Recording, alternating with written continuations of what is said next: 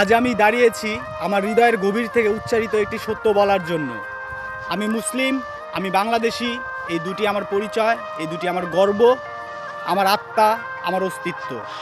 তবু আজকাল কিছু সাহসী গোষ্ঠী, কিছু বিকৃত মনা মানুষ, কিছু তথাকথিত প্রগতিশীল মুখোশধারী ইসলামকে কটাক্ষ করে, বাংলাদেশের মূল চেতনাকে বিকৃত করে। তারা আমাদের ধর্ম ইসলাম নিয়ে ব্যঙ্গ করে, হিজাব নিয়ে প্রশ্ন তোলে, আল্লাহর নাম নিয়ে কটূক্তি করে।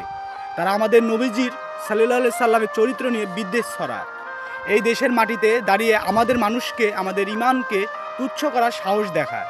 আজ আমি স্পষ্ট করে বলতে চাই, আমার ধর্ম ইসলাম নিয়ে যদি কেউ শব্দ করে, আমার বাংলাদেশকে যদি কেউ অপমান করে, তবে আমি চুপ থাকবো না।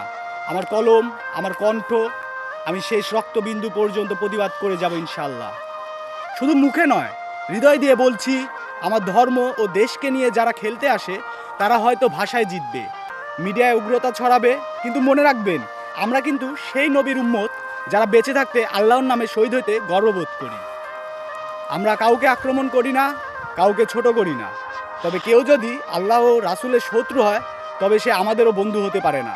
এই বাংলাদেশ আমার, এই দেশের মানুষ রক্ত দিয়েছে, স্বাধীনতা এনেছে।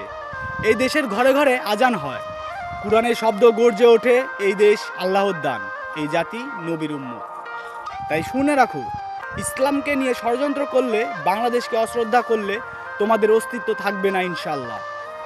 কেননা আল্লাহ যার রক্ষক, তাকে ধ্বংস করার শক্তি কোনো মানুষের নেই। আমরা শান্তিপ্রিয় কিন্তু দুর্বল নই, আমরা বিনয়ী কিন্তু লজ্জিত নই, আমরা নম্র কিন্তু ভয় পাওয়া জাতি না। তাই আমরা চাই সবাই মিলেমিশে থাকুক, কিন্তু যদি কেউ আগুন লাগাতে আসে, তবে আমরা আগুন নিভাতে জানি, আবার প্রলয়ের ঝড়ও তুলতে জানি। ইসলাম থাকবে, বাংলাদেশ থাকবে, এবং আমরা মুসলিম জাতি মাথা উঁচু করে বাঁচব ইনশাআল্লাহ। ধন্যবাদ।